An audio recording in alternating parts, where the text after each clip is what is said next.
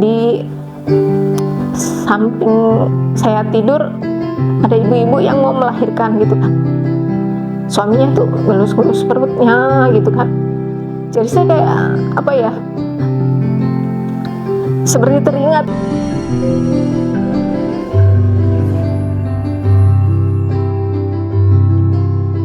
Nama saya Elnawati, biasa disapa dengan Mama Cevit.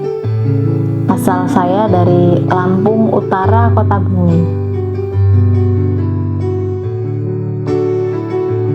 Saya mau membagikan cerita hidup saya, bagaimana perjuangan saya untuk mendapatkan buah hati. Prosesnya bagaimana, mulai dari saya menikah sampai saya mendapatkan buah hati. Singkat cerita, kami menikah tahun 2014 tanggal 26 September. Setelah kami menikah, ya seperti pasangan pada umumnya, kami menikmati proses perkawinan kami.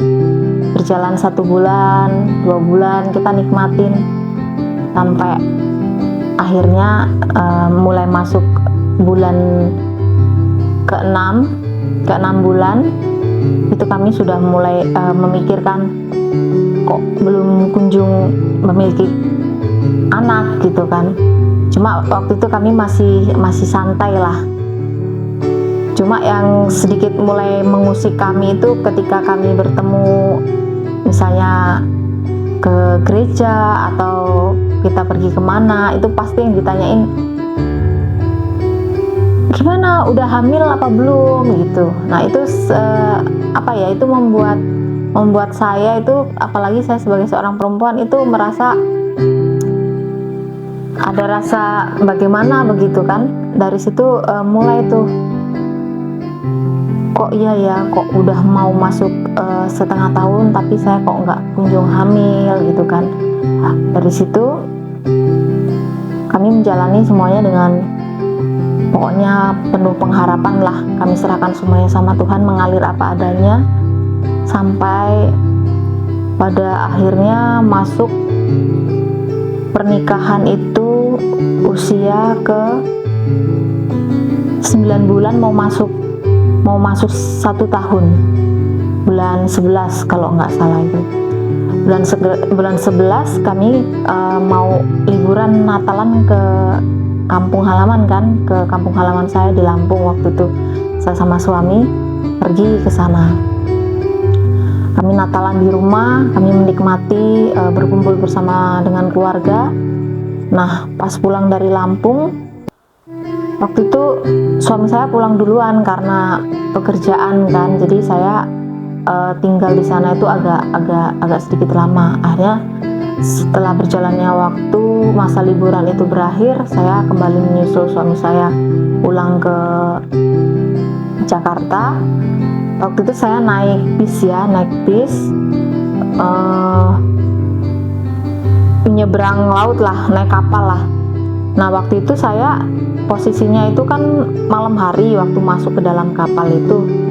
Nah saya suka duduk di luar kapal. Nah kalau perjalanan ke Lampung itu kan pasti orang-orang yang pernah menyeberang lautan ke arah Sumatera sana pasti tahu kalau malam hari itu kan angin laut itu kan kenceng banget. Nah saya kan duduk di bagian luar tuh. Jadi sepanjang mulai masuk kapal sampai kami tiba di pelabuhan itu saya duduk di luar dengan posisi angin yang kenceng kan. Nah waktu itu saya kalau nggak salah itu anginnya itu menerpa pokoknya bagian wajah lah, terus menerus itu berjalan sekitar 3 jam apa 4 jam lah waktu itu perjalanan. Nah sampai di Jakarta saya dijemput sama suami di terminal.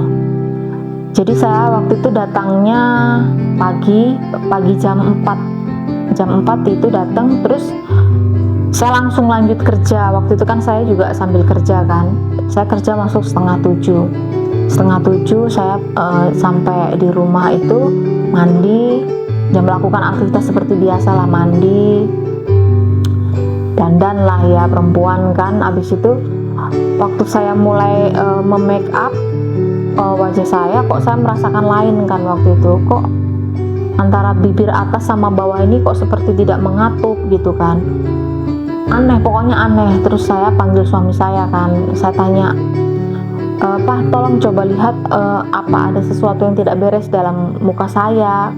Kata papanya, enggak apa-apa, biasa aja kok, katanya, perasaan kamu aja mungkin, katanya gitu kan. Terus saya lanjut tuh, diantar ke stasiun kan. Saya waktu itu kan masih tinggal di daerah Lenteng. Saya naik kereta itu di stasiun Tanjung Barat. Setelah masuk ke stasiun Tanjung Barat, naik kereta, di situ saya mulai merasakan sesuatu yang aneh gitu. Kok mata sebelah kiri saya ini kok pedih gitu kan, berasa pedih, kok nggak bisa tertutup gitu kan. Biasanya kan kalau orang normal itu kan beberapa detik itu kan pasti mengedipkan mata, kok ini kok rasanya kok lain gitu. Terus tiba-tiba kok air mata saya ini mengalir gitu, aduh kenapa nih saya nih, mulai panik kan, aduh. Sampai di tempat kerja saya mencoba untuk menghilangkan rasa takut itu ya, ketemu sama temen, ngobrol sama temen gitu kan. Setelah mau masuk mulai jam makan siang, jam istirahat itu, saya minum kan, saya ambil aqua gelas itu, saya minum. Waktu saya minum, kok tiba-tiba air yang saya sedot masuk ke dalam mulut itu tidak masuk dalam mulut, malah menetes jatuh ke bawah gitu kan, seperti kayak orang gejala stroke gitu kan. Saya langsung kaget, saya lempar itu aqua, saya teriakan, aduh kenapa nih saya nih, panik kan. Akhirnya teman-teman situ langsung pada panik, kenapa tanya gitu, kenapa ini kok netes gitu. Terus untungnya ada salah satu ibu yang satu kantor sama Haya itu bilang, udah kamu gak usah panik, itu kamu seperti saya dulu. Ternyata dia pernah mengalami apa yang saya alami, itu namanya Bell's palsy. Udah gak usah panik, sekarang nanti setelah kamu makan siang saya antar ke dokter, kita periksa, coba kamu kedipin mata kamu, katanya. Saya coba kan kedipin mata, emang bener itu mata seperti susah untuk dibuat berkedip gitu kan. Di antara selesai makan siang, saya ditemenin ibu itu ke dokter. Sampai di dokter, bener, jadi saya didiagnosa itu kena Bell's palsy. Jadi bukan stroke, memang hampir mirip-mirip seperti orang stroke ya, tapi kalau Bell's palsy itu jadi dia saraf muka kita itu terkena virus, jadi ada pembengkakan gitu, tepatnya itu di belakang telinga kita itu, jadi ada pembengkakan, jadi saraf yang untuk menarik kita bergerak mukanya itu tidak bisa bergerak secara normal, jadi kaku gitu kan. Nah dari situ sama dokternya saya disarankan untuk berobat rutin ke fisioterapi sambil dikasih obat-obat gitu kan. Nah perjalannya waktu saya kontrol rutin kan, fisioterapi, minum obat. Fisioterapinya itu juga pakai istilahnya tuh kayak bukan laser ya, kayak semacam akupuntur tapi yang ada hawa panasnya gitu kan. Nah di situ saya di bagian muka saya yang kena itu berjalannya itu sampai 3 bulan saya mulai berangsur pulih kan. Nah selesai saya sembuh dari sakit saya, memang untuk wanita pada umumnya itu kan memang ada siklus yang siklus menstruasi itu kan ada yang rutin tiap bulan dapet gitu kan. Tapi saya itu salah satu perempuan yang mengalami masalah saat siklus menstruasi itu. Jadi kadang-kadang bisa panjang, kadang bisa pendek gitu kan. Kadang-kadang 1 bulan kita nggak menstruasi gitu kan. Jadi itu suatu hal yang biasa bagi saya. Jadi pas selesai saya sakit itu, saya baru sadar kok saya belum menstruasi. Tapi pertamanya saya berpikir ya biasa aja gitu kan, karena memang sebelumnya kan saya memang seperti itu gitu kan. Terus mulai masuk ke bulan kedua kok belum menstruasi gitu kan. Akhirnya saya memberanikan diri untuk tes pack gitu kan. Memberanikan diri untuk tes pack karena sebelum-sebelumnya itu saya pernah jadi kayak merasa trauma gitu kan. Setiap kali telat datang bulan saya tes pack hasilnya negatif gitu kan. Jadi pas waktu yang pas abis sakit ini seperti itu, saya telat datang bulan, saya nggak tes pack gitu kan. Tapi kok ini kok mau berjalan 3 bulan saya kok nggak haid gitu kan. Akhirnya saya beranikan diri lah untuk tes pack gitu kan.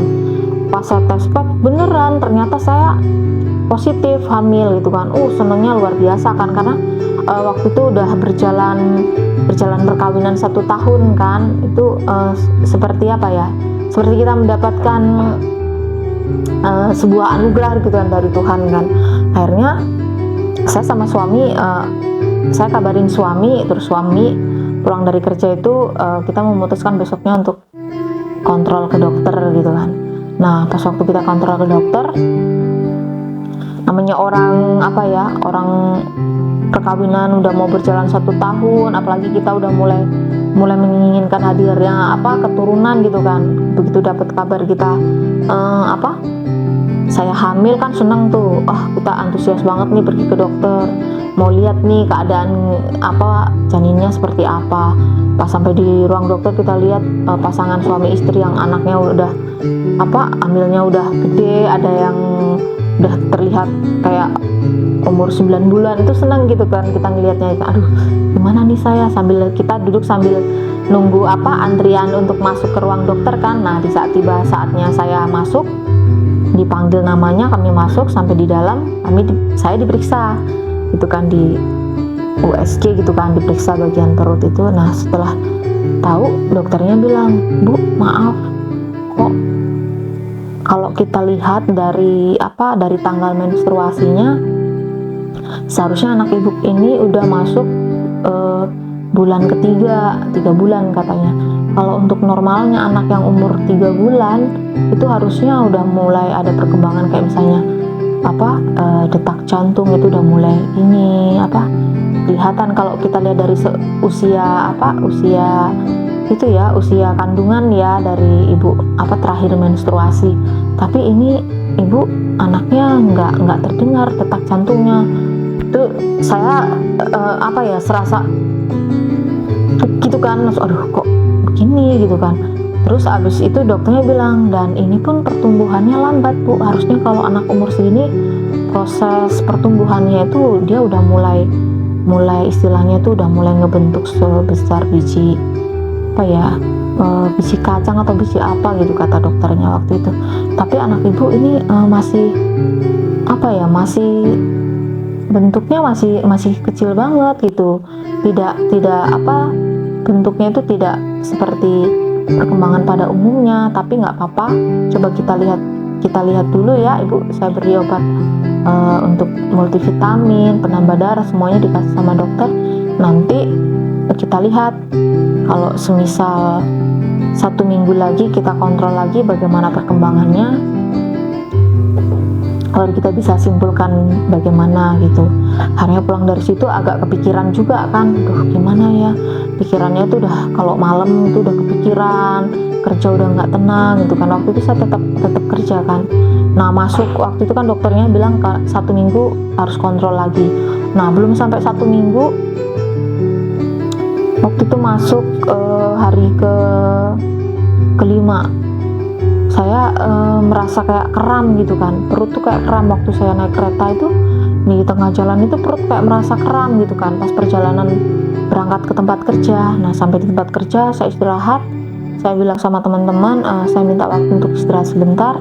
Udah agak enakan itu saya lanjut kerja lagi kan. Nah waktu itu kan saya pulangnya jam 5 sore tuh, waktu jam 5 sore itu pulang perjalanan dari Tebet ke Lenteng. Pas perjalanan di tengah jalan itu saya merasa kayak perut ini seperti kayak ditusuk-tusuk gitu kan. Langsung saya kepikiran kan sama apa yang diomongin dokter gitu kan, karena dokternya bilangnya seperti itu, perkembangan janinnya seperti ini gitu kan. Nah sampai di rumah saya nggak mau kerja apa-apa, pokoknya saya maunya tiduran aja supaya saya takut gitu kan. Akhirnya waktu masuk hari ke-7 saya sama suami pergi kan check up lagi ke dokter. Nah pas kami check up, dokternya bilang, katanya ibu ini anaknya ibu udah nggak ada katanya gitu. Jadi kalau istilah kedokteran itu udah udah mati lah, harusnya memang harus dilakukan tindakan kuret katanya begitu kan. Di situ saya seperti kayak, ya ampun Tuhan, kenapa sih kok seperti ini gitu. Di saat saya memang benar-benar pengen punya anak, kenapa baru merasakan belum hitungan bulan ya, baru hitungan minggu kenapa kayak gini gitu kan. Tapi saya punya punya keyakinan lah, enggak, itu kan dokter itu kan hanya seorang manusia, semuanya yang punya kehendak itu Tuhan. Saya beriman aja kalau nggak apa-apa gitu kan. Pulang dari dokter itu ya sebenarnya secara manusia tetap kepikiran ya, tapi saya mau beriman, nggak apa-apa. Suami juga menguatkan kan, udah sekarang intinya kamu makan yang bergizi, minum apa yang dokter yang kemarin dikasih obat itu, walaupun dokter udah bilang katanya memang ini udah nggak ada, harus dikuret, tapi saya tetap percaya itu anakku nggak apa-apa gitu. Sampai akhirnya besoknya saya berangkat kerja, itu perut tuh semakin nggak enak banget. Nah pas perjalanan pulang dari kerja, besok kan terakhir kan kerja hari Sabtu. Nah pas Sabtu pulang ke rumah, kayak saya kayak keluar ada bercak gitu kan, bercak darah lah ya, tapi nggak banyak, cuma dikit. Kita udah panik tuh, udah kamu tidur aja kata suami kan, kamu gak usah ngapa-ngapain, udah tiduran aja. Nah pas malam minggunya itu tengah malam, saya kan biasa kalau malam kan suka kencing gitu kan, kamar mandi lah, buang air kecil. Nah pas malam hari itu pas saya mau kencing, kok tiba-tiba darahnya itu langsung keluar banyak, langsung keluar kayak orang haid gitu. Takut kan saya bangunin kan suami saya, terus kata suami saya, aduh gimana ini, kita udah panik. Terus ya coba deh kamu diem, kamu tiduran gitu kan, coba kita tunggu sampai pagi darahnya berhenti nggak gitu kan. Sampai pagi itu nggak berhenti tuh darah keluar terus kayak orang haid itu keluar. Kita semakin panik kan waktu itu. Udah akhirnya kami pergilah ke dokter kan, memang benar itu. Jadi kata dokter itu emang selaput apanya itu emang udah terlepas gitu. Memang anak ini memang mesti harus dikeluarin kan, dikuret kata dokternya. Di sisi lain kita memikirkan aduh anakku ini udah nggak ada, maksudnya udah keguguran gitu kan. Di sisi lain juga kita terkendala masalah biaya, karena waktu itu kan kita baru awal-awal menikah, baru istilah katanya tuh kita baru meniti berumah tangga lah, baru mulai dari bawah gitu kan. Kendala biaya nggak ada karena kita baru menikah, terus bayar kontrakan rumah, kita nggak ada uang ini, karena dokternya waktu itu menyarankan saya untuk rawat inap kan, karena proses kuretnya itu dilaksanakan besok. Nah pas waktu itu juga kebetulan saya belum ngurus BPJS gitu kan. Memang salahnya kami sih waktu itu, memang waktu menikah belum persiapan BPJS apa segala macem lah pokoknya. Jadi kita tuh bener-bener nggak ada pegangan apa-apa.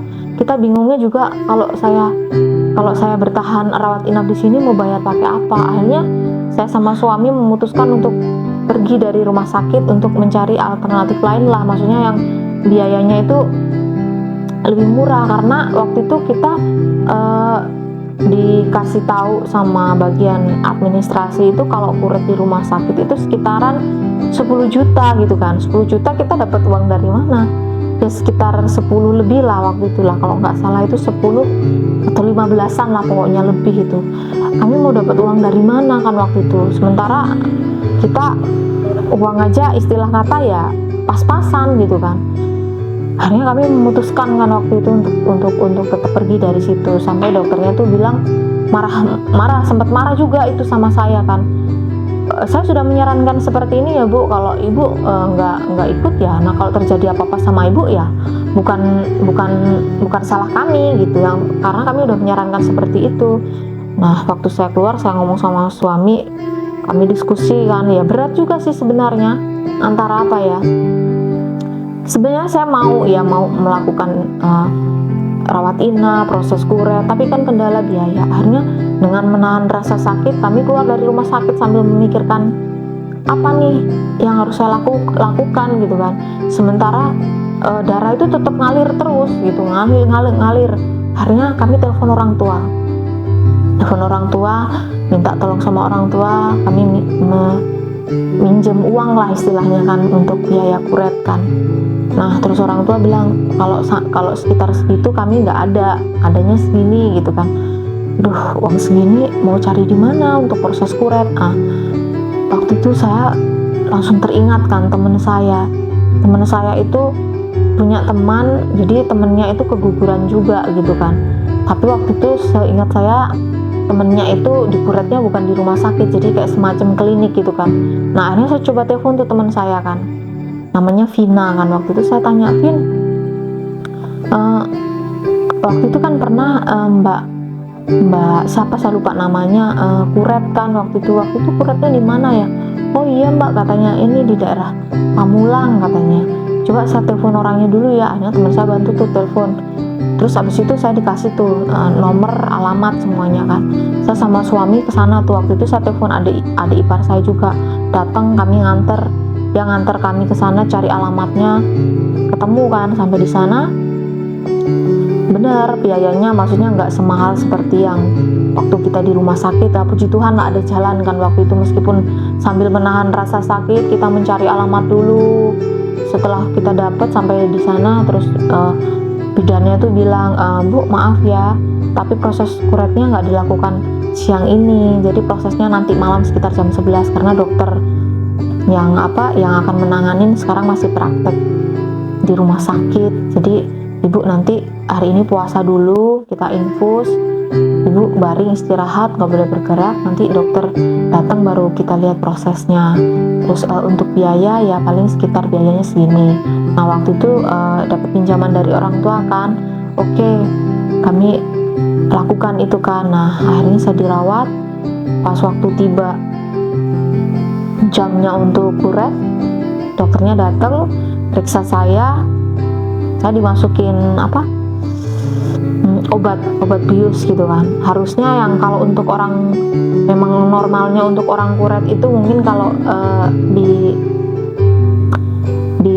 ukurannya tuh yang harusnya istilahnya segini, emang harusnya segini, saya tuh kurang gitu, karena ternyata pas waktu proses kuret itu janin saya ini ternyata udah mati di dalam itu sekitaran 1 mingguan lebih, jadi dia tuh udah lengket di rahim. Jadi proses kuretnya itu lama, yang harusnya mungkin kalau orang normalnya kuret mungkin istilahnya cuma setengah jam atau 1 jam, saya tuh bisa lebih dari itu. Nah jadi obat yang dimasukkan itu istilahnya takarannya tuh kurang gitu kan.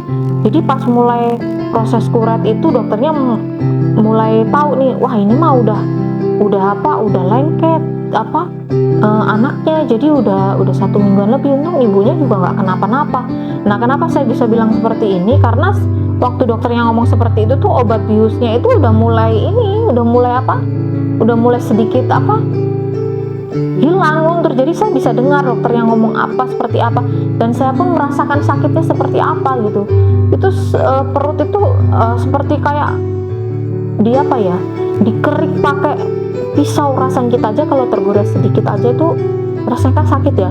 Itu jadi kayak seperti dikerik begitu. Pokoknya rasanya udah nggak terbayang. Di situ saya kayak merasa, ya Tuhan, kenapa sakit seperti ini gitu kan. Tapi saya nggak bisa ngapa-ngapain karena memang obat biusnya itu masih sedikit banyaknya masih ada, tapi udah mulai berkurang gitu kan.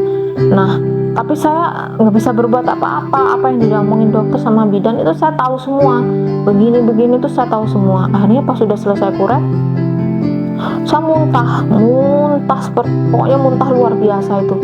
Saya seperti kayak orang mabuk mengikuk, maksudnya ngomongnya yang inilah ngelantur gitu, muntah terus. Akhirnya saya dipapakan sama suami sama adik ipar. Terus dokternya bilang kalau memang sudah enakan nanti pagi bisa pulang kan, karena prosesnya kan jam 11 malam kan, jadi pagi bisa pulang gitu kan. Akhirnya bener udah mulai masuk jam 2 pagi itu udah mulai agak enakan. Tapi yang bikin saya sedih itu pas waktu kuret, di samping saya tidur ada ibu-ibu yang mau melahirkan gitu kan. Suaminya tuh ngelus-ngelus perutnya gitu kan. Jadi saya kayak seperti teringat anak saya gitu kan. Tapi saya percaya maksudnya Tuhan punya cara lain gitu kan. Mungkin memang ini jalannya gitu kan. Pokoknya saya percaya aja lah, Tuhan pasti punya rencana yang lebih indah dari ini gitu kan. Meskipun sebenarnya sakit, maksudnya ngelihat gitu kan, ya ampun anakku kalau seandainya memang masih ada, pasti aku bisa merasakan seperti ibu itu meskipun dalam hati. Tapi yang apa-apa aku syukurin aja gitu kan. Akhirnya pas udah membaik, saya pulang sama suami. Waktu itu naik taksi pulang ke rumah.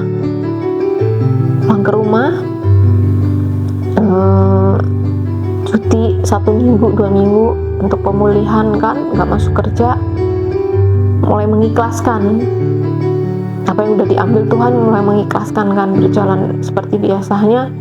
Terkadang apa ya, orang di luar sana itu nggak bisa memposisikan apa ya, dirinya sama kita gitu kan. Di saat kita masih kena musibah, tapi ada aja gitu orang yang istilah kata nggak berempati gitu, malah nanyanya yang bikin kita itu semakin apa ya, semakin sedih gitu kan.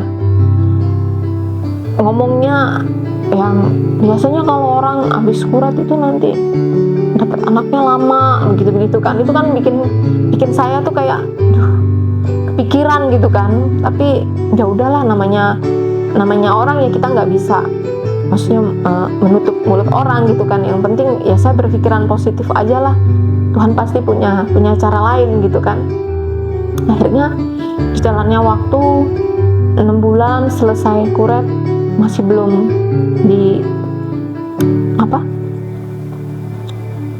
dikasih sama Tuhan gitu kan. Akhirnya mulai tuh dalam hati sempat berpikir waktu itu, kalau memang Tuhan, sebagai wanita saya sempat berpikir kalau memang Tuhan tidak bisa memberikan saya keturunan, saya mengikhlaskan suami saya untuk menikah lagi. Sempat berpikir seperti itu. Kalau seandainya suami saya berucap, maksudnya tidak bisa bertahan lebih lama gitu kan, dalam hati saya udah mengikhlaskan. Apapun yang terjadi, saya ikutin jalannya Tuhan gitu kan. Jalannya waktu, mau masuk perkawinan ke 2 tahun, kami seperti rutinitas setiap tahunnya pulang lah, bulan Desember gitu kan. Kami pulang liburan. Sampai di Lampung pun seperti itu, ketemu orang, oh belum ada nih ininya, anaknya. Pokoknya yang ditanya ini tuh masalah kayak gitu. Terus setiap kali ketemu orang gitu kan, tuh membuat apa ya, membuat kita tuh kayak berpikir ya kita mau gitu kan. Tapi memangnya yang apa ya, yang bisa memberi anak itu tuh kita, itu kan Tuhan yang ngasih gitu kan. Maksudnya segampang itu orang ngomongnya gitu, nggak memikirkan perasaan kita gitu kan. Ya puji Tuhan kalau mereka mengalami apa ya, dalam proses memiliki anak itu tidak sulit gitu kan, gampang-gampang aja gitu kan. Tapi kan kami beda gitu kan. Sampai akhirnya selesai pulang liburan, kami balik lagi ke tempat kami kerja.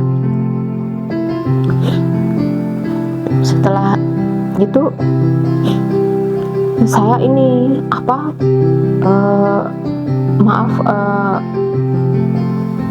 untuk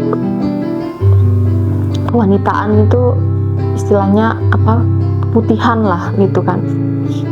Itu masuk perkawinan mau menjelang 2 tahun, putihan gitu kan. Itu saya baca browsing itu kalau keputihannya itu semakin parah bisa mempersulit lagi untuk orang punya anak segala macam. Itu tambah bikin pikiran saya tuh tambah pikirnya yang semakin berat gitu kan untuk mendapatkan anak gitu kan. Tapi kok memang waktu itu tidak seperti biasanya gitu kan, kok ini kok seperti keputihannya tuh seperti orang haid gitu kan. Akhirnya saya waktu itu kan zamannya si artis Jupe meninggal karena kena kanker serviks gitu kan. Saya takut juga kan, ini saya memutuskan untuk periksa ke dokter gitu kan. Sampai di sana sama dokter dirujuk ke puskesmas besar supaya bisa dilihat ini pengaruhnya apa gitu, penyebabnya apa, karena banyak faktor kan kayak gitu kan.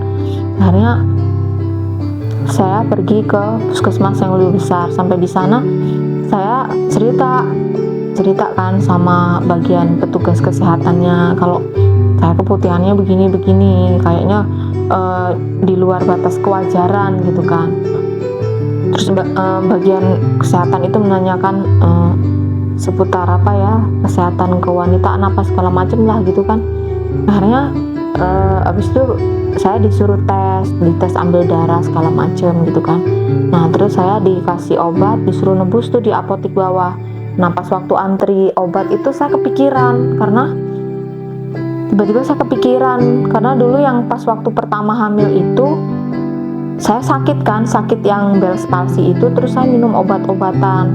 Saya berpikir apa anak saya itu tidak berkembang karena pengaruh juga dari obat-obatan yang sebelumnya saya minum kan keras, obat-obat keras. Terus saya melakukan fisioterapi gitu kan, apa janin saya itu waktu itu tidak berkembang karena pengaruh juga dari obat gitu kan. Saya kepikiran juga kan, karena saat itu saya juga belum haid gitu kan. Ini saya kembali lagi tuh ke petugasnya, saya bilang, "Ibu maaf ya, saya mau tanya Bu, saya ini memang mengalami masalah dalam siklus menstruasi. Cuma pengalaman saya waktu itu, saya pernah seperti ini, ternyata saya hamil, tapi saya sudah mengkonsumsi obat-obat keras karena waktu itu saya sakit Bell's palsy gitu kan. Tapi sekarang sebelum saya dapat obat-obat untuk masalah keputihan ini, saya juga belum haid Bu," katanya gitu kan.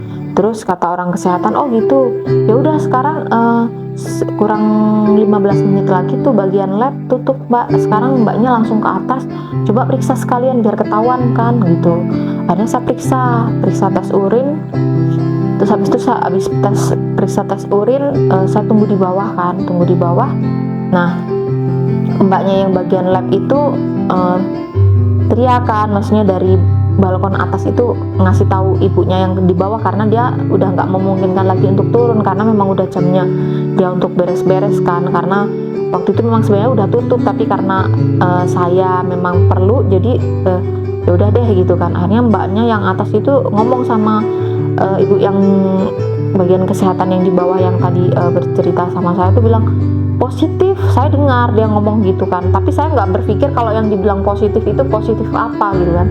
Setelah itu, oh iya kata ibunya begitu. Setelah itu saya diajak duduk, terus saya dibilang, "Ibu positif," katanya. Maksudnya positif apa? "Ya ibu positif hamil." Hah? Saya tuh mungkin ada sekitar berapa detik gitu kan, kayak bongo gitu kan, antara percaya dan nggak percaya gitu kan. "Hamil," dia bilang. Terus dia, "Iya ibu hamil," gitu. "Selamat ya Bu," katanya, "berarti ini ada obat yang mesti harus kita kurangin karena dosisnya terlalu tinggi," gitu kan. Oh gitu ya.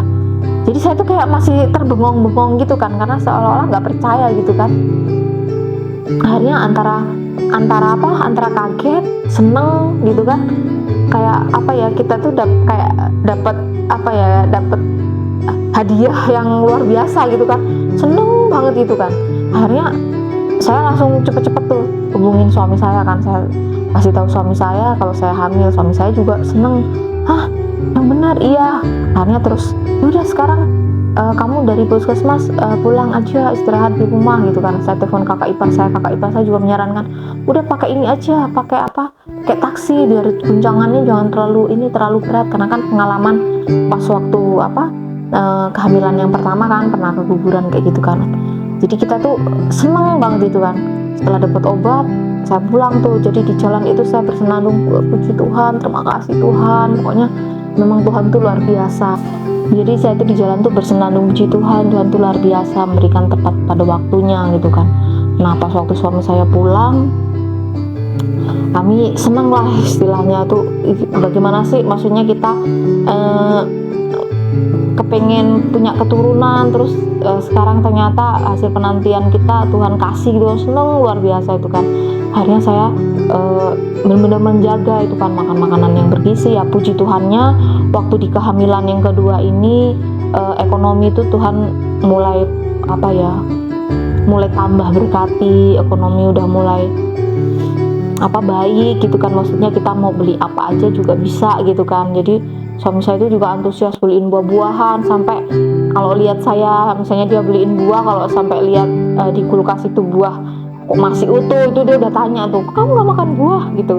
Pokoknya dia tuh antusias banget, anak itu harus sehat tuh, makan buah gitu kan.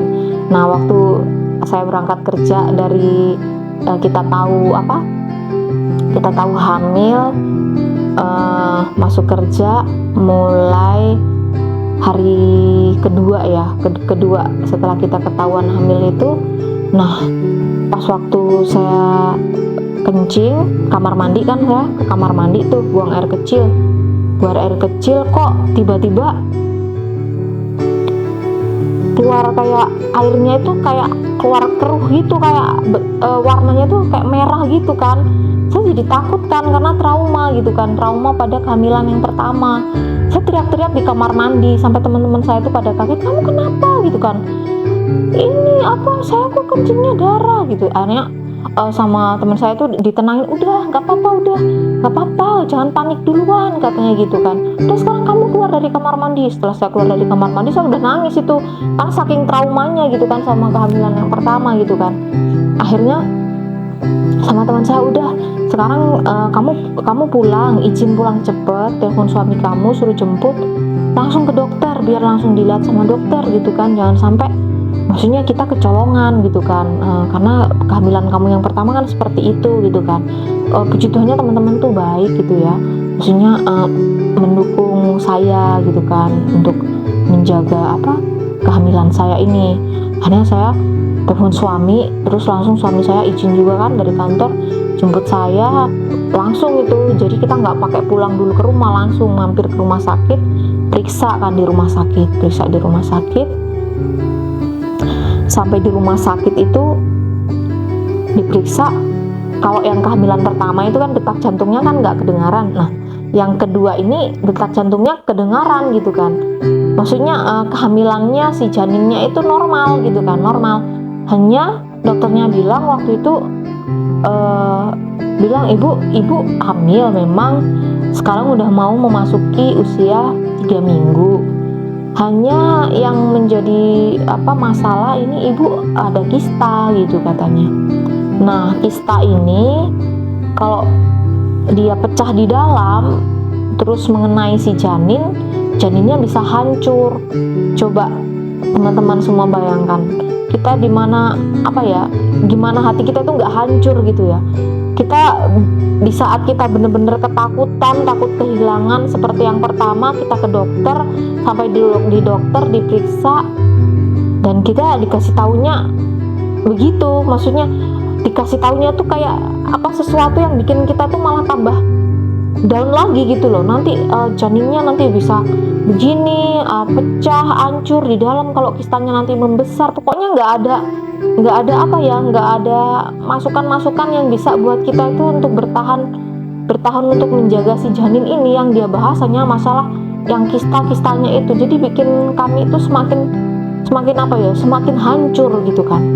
Kita keluar dari ruang dokter itu, suami itu sempat mengalami fase yang kenapa sih Tuhan gitu, maksudnya dikasih tapi kok seperti ini gitu kan.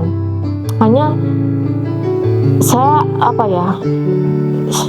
berpikir kalau Tuhan kasih pasti Tuhan juga yang jaga. Saya percaya, maksudnya sekarang Tuhan yang jaga, saya percaya itu.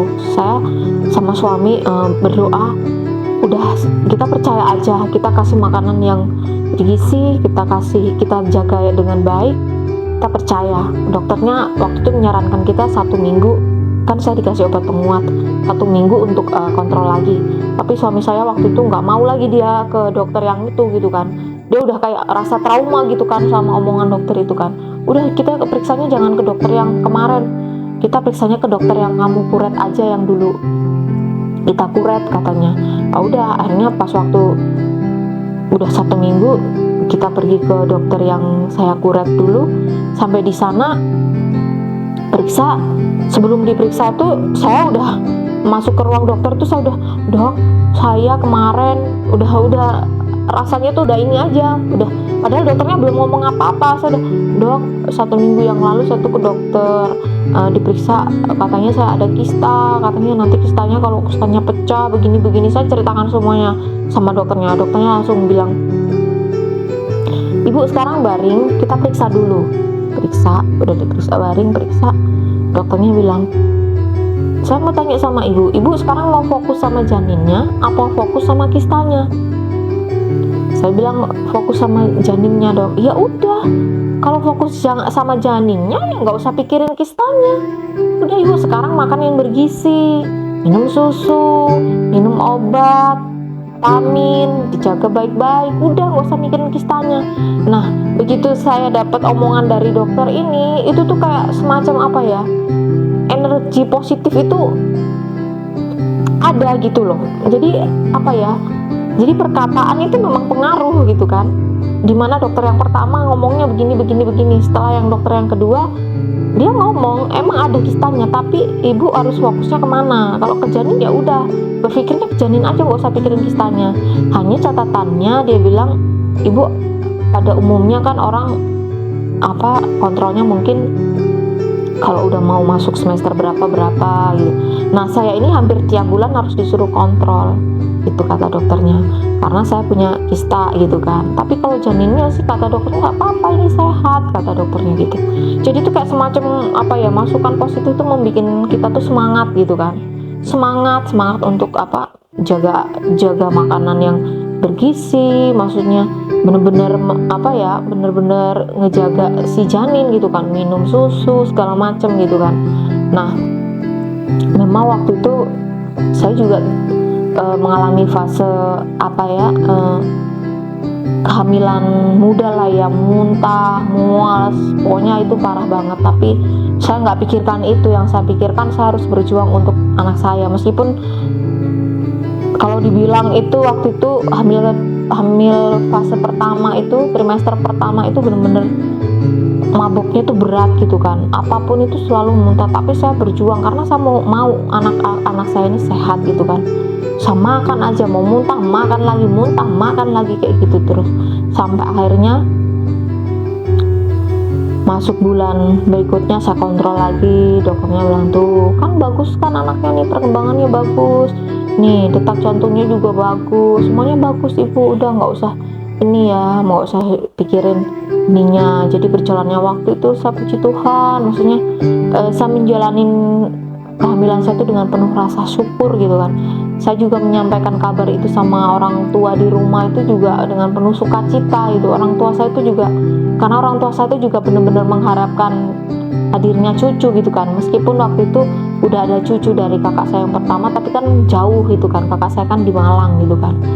Sampai bapak saya tuh sampai bilang, nanti kalau anak kamu lahir, anak kamu biar di sini aja, nanti buat temen bapak sama ibu gitu kan.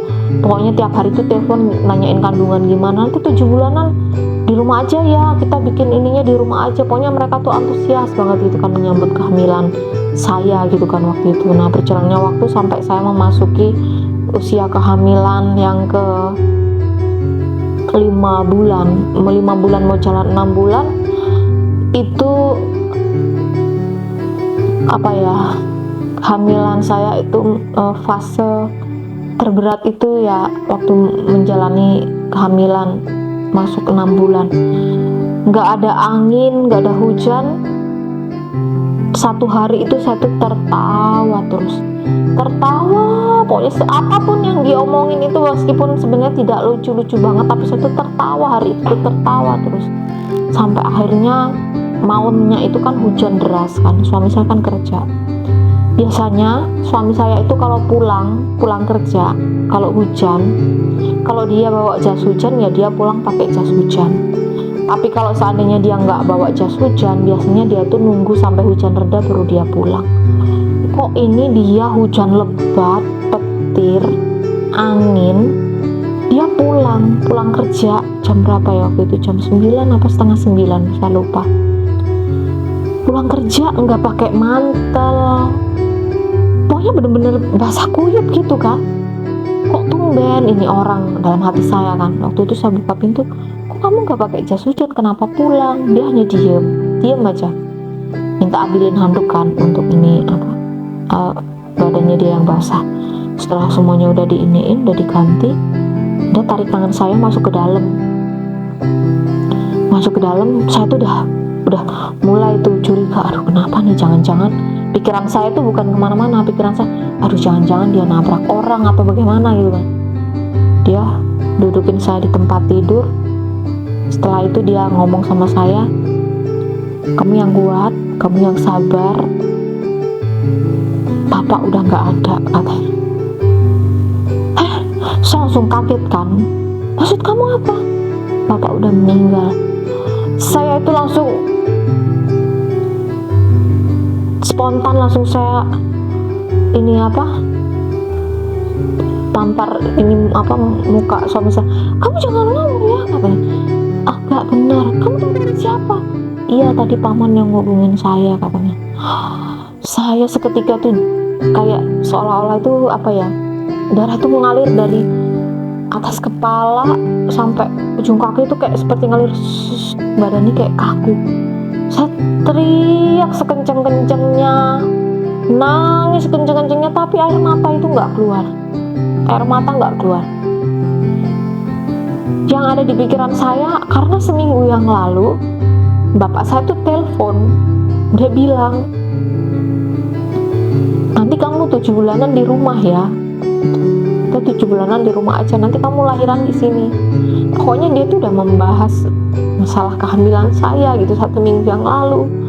Kok tiba-tiba saya dikabarin kabar itu, karena bapak saya ini sehat, nggak sakit, nggak apa, pokoknya sehat lah. Malah yang sebenarnya sering sakit-sakit itu ibu saya. Makanya saya kaget, shock gitu kan. Posisi saya juga lagi hamil gitu kan. Jadi waktu itu yang mengharuskan saya untuk pulang menghadiri pemakaman bapak saya.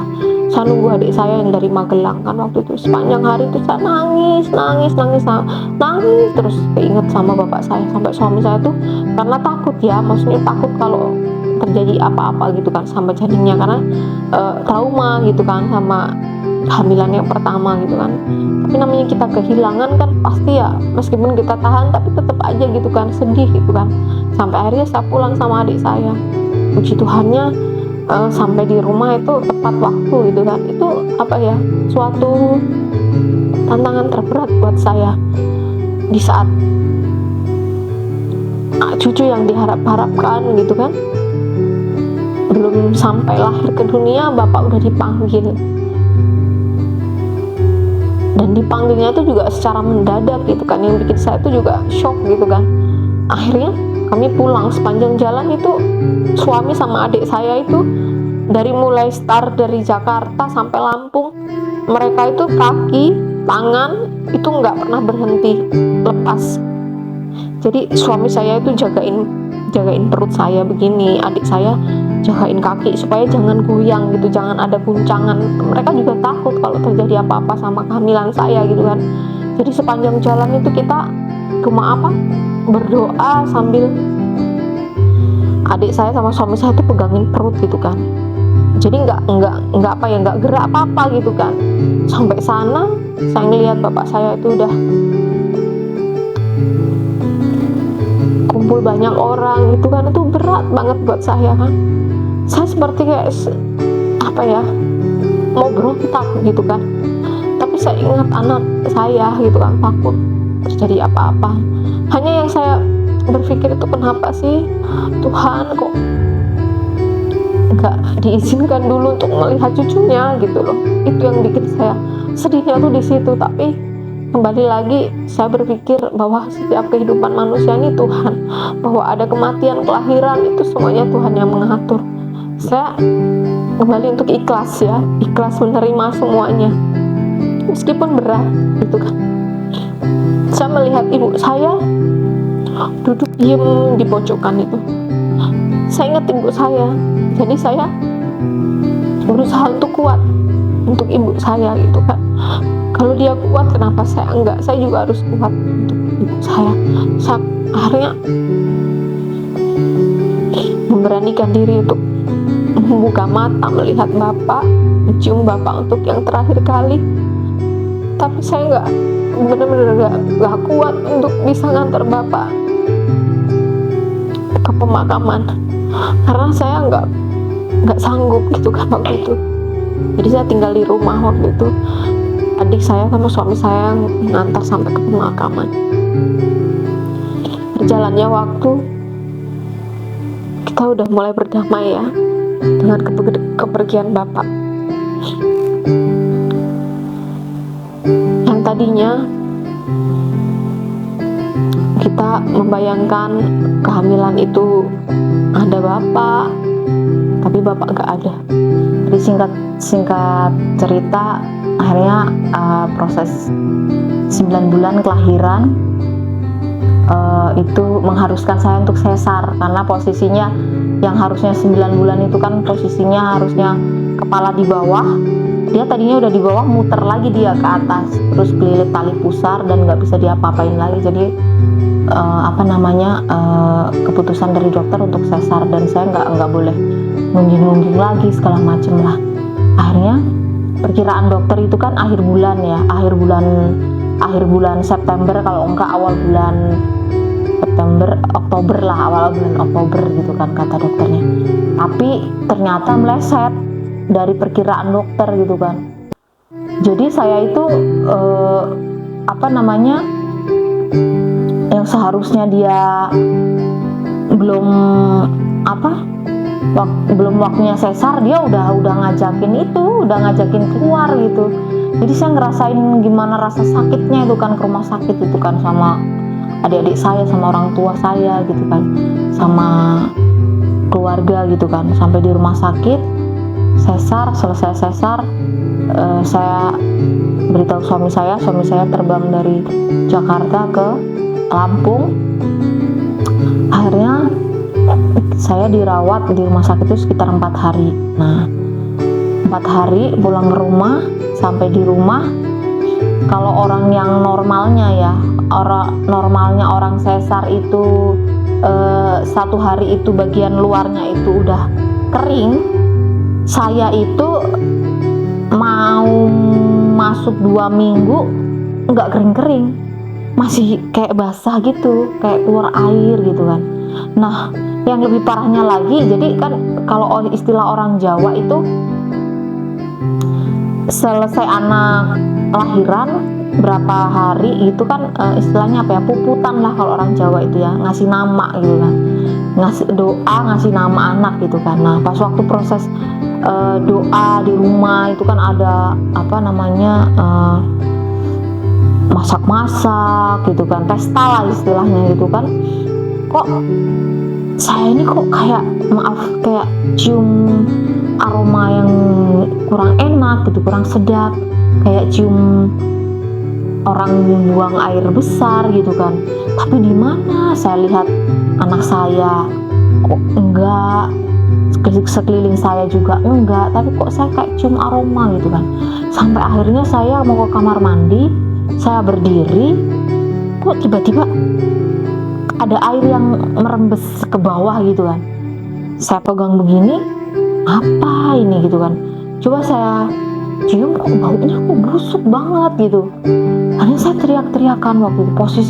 Padahal posisi itu malamnya mau doa gitu kan, siang harinya itu saya teriak-teriak. Terus orang tua saya datang, adik saya datang, kenapa ini kok baunya begini? Dilihat kan inian sesaran saya, ternyata bener.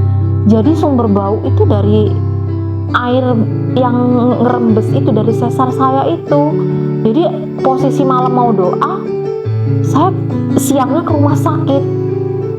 rumah sakit, diperiksa sama dokternya, diobatin, dikering, langsung ditutup pakai plester lagi. Kata dokternya, ibu makan ini enggak, makan yang mengandung banyak protein enggak? Saya sudah makan banyak yang mengandung protein, dok, sampai anak saya itu bisulan karena kebanyakan makan telur, kebanyakan makan ikan gabus, itu hampir tiap hari. Jadi sehari itu saya makan telur rebus itu bisa sampai 20 butir, bayangkan kurang protein dari mana itu kan. Terus ikan gabus juga tiap hari itu makan, sampai akhirnya kata dokternya, ya udah besok kontrol lagi ya. Kontrol yang berikutnya kok masih seperti itu. Jadi saya tuh rutin tiap hari tuh bersihin bekas jahitan itu karena nggak kering, selalu keluar air gitu kan. Sampai akhirnya saya pergi ke bidan, ada satu bidan itu baik banget dia, jadi dia itu bersihin tiap hari. Saya kesana, terus kata bidannya itu katanya, kamu alergi benang ini El, katanya. Yang harusnya kalau orang normal kan 1 minggu dia udah kering tuh yang bagian luar, kamu masih basah. Karena dia pernah pengalaman pasien dia juga seperti saya gitu kan. Akhirnya ya udah rajin bersihin aja gitu kan. Sampai akhirnya mau masuk ke 2 bulan masih tetap seperti itu gitu. Akhirnya bidan itu juga agak rasa bagaimana ya, maksudnya kasihan gitu kan. Saya disaranin sama dia, coba deh kamu pergi ke dokter ini, namanya waktu itu kalau nggak salah dokter Indra. Coba kamu kesana karena banyak pasien-pasienku yang kesana, katanya si dokternya bagus gitu lah. Kesana lah saya periksa sama suami, bisa kesana. Oh sorry, waktu itu suami lagi di Jakarta, saya di kampung. Waktu itu saya sama adik saya periksa, sampai sana dilihat sama dokternya di USG, jahitan bagian dalam itu bagus.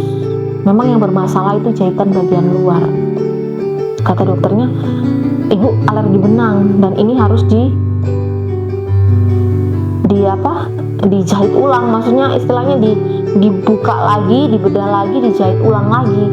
Dan dokternya harus minta persetujuan keluarga. Dan itu pun kalau walaupun udah dibuka, udah dijahit ulang lagi pakai benang yang baru lagi, belum tentu menjamin tubuh saya itu bisa menerima itu benang. Jadi istilahnya tuh belum tentu cocok gitu kan. Bisa juga kejadian sama seperti ini itu. Nah di sini saya kayak ngerasa apa ya, aduh kok kenapa begini banget. Mungkin kalau istilahnya orang habis melahirkan, ibu-ibu itu apa ya, baby blues. Saya pernah mengalami fase itu. Jadi saya ngerasa kalau melihat anak saya tuh kayak bawaannya sedih gitu, pengen nangis terus.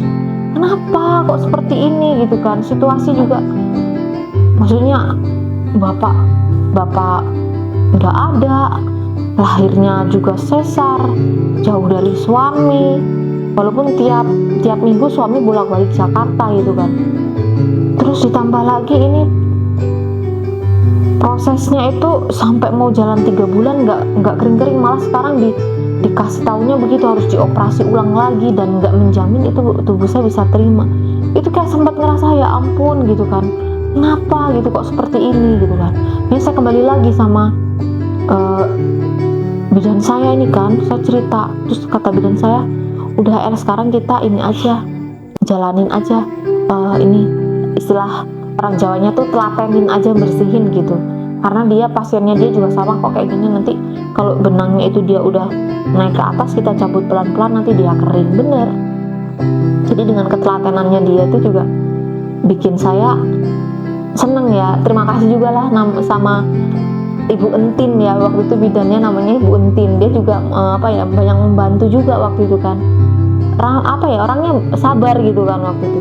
Akhirnya bener, satu persatu itu nunggu dulu sampai dia nongol ke atas baru dicabut satu. Yang udah dicabut nanti kering. Satu lagi kalau istilahnya tuh benang simpulnya ya, yang kanan kiri sama yang di tengah itulah yang bikin keluar itu. Nah sampai akhirnya udah kering, kami pulang ke Jakarta, kita rawat anak kami. Sampai sekarang anak kami tumbuh besar, tumbuh jadi anak yang baik, sehat, pintar, ya luar biasa pokoknya perjalanannya untuk mendapatkan keturunan, puji Tuhan. Anak saya sekarang sudah sekolah, masuk TK. Ya meskipun sekarang lebih banyak menguras tenaga mamanya tiap hari ya, tapi saya bersyukur karena dia kado luar biasa dari Tuhan buat saya. Dia sekarang udah tumbuh besar.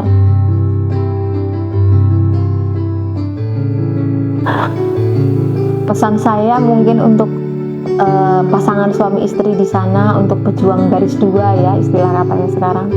Pesan saya tetap semangat. Segala sesuatunya itu Tuhan yang atur. Di sini kita harus belajar ikhlas dulu. Apapun yang terjadi kita ikhlas saja dulu.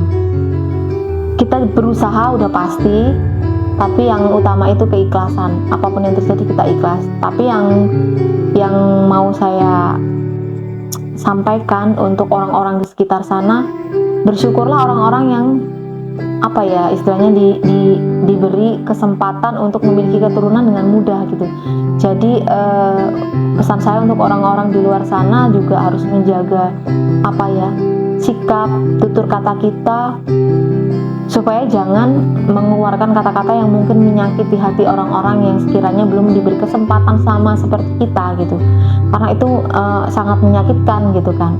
Untuk pasangan suami istri yang masih tetap berjuang, ya berdoa, berusaha, keikhlasan, pasti kebahagiaan akan menemui jalannya sendiri.